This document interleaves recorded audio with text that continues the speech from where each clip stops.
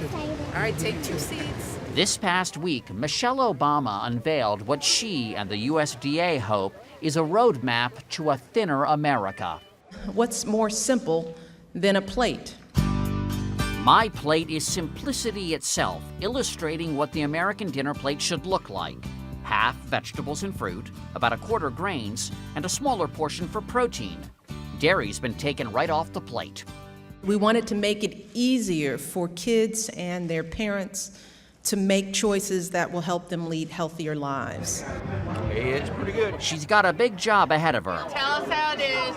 30% of American adults and almost 20% of children are obese.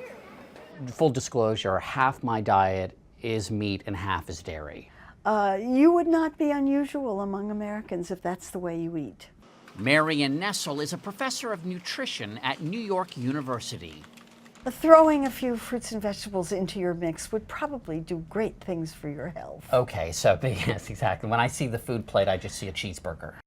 Once upon a time, USDA square meal recommendations were square. Hey, it's the food pyramid. Then in 1992, amid much fanfare, the first food pyramid arose. The nutritional criticism was at the bottom of the pyramid was illustrated grain groups and said that you were supposed to have 6 to 11 servings of grains a day. 2 of the minis? And most people don't understand that one bagel, for example, would take care of 6 servings right there. This would have actually been much more effective if they just switched fruit and vegetables and grains. Attempts to modernize the pyramid and appease the meat and dairy industries unhappy with their placement gave rise in 2005 to the non-hierarchical MyPyramid. It's a rainbow inside of a pyramid. It looks like an Egyptian gay rights symbol. It does. I call it the foodless, useless MyPyramid. This food pyramid is more like a food sphinx. A food sphinx, yes. Will anyone miss the food pyramid? We decided to ask some Egyptians. We found them at Casa La Femme in New York City. Both of you are Egyptian. Yep. Okay. Elaine Barsoum and Yusuf Nasser won't miss it. You were not in favor of the food pyramid. I was in favor of the food pyramid, but knowing what I know now, I don't think it's necessarily correct. That's pretty much the way Egyptian kitchen is. I don't think it's good though, but Too many that's carbohydrates. the way it is, yeah. I don't want to sound ignorant, but where is King Tut in all of this? In Well, life? he apparently stuck to this diet and died young. But is MyPlate really an improvement? William, what's your favorite food group? Fidget. I like cupcakes. We asked a panel of expert snackers for their thoughts. White one is good.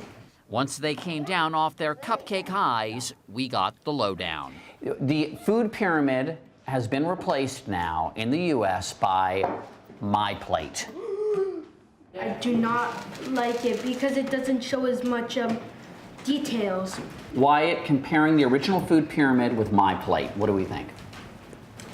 Well, MyPlate, I mean, it's good because it shows what you should have on your plate and what drink. But it's not as it's not like a day's worth of that. It's not as comprehensive. Yeah. Yeah. Professor Nessel wishes they'd eliminate protein as its own category. Americans are already getting twice as much as they need, she says.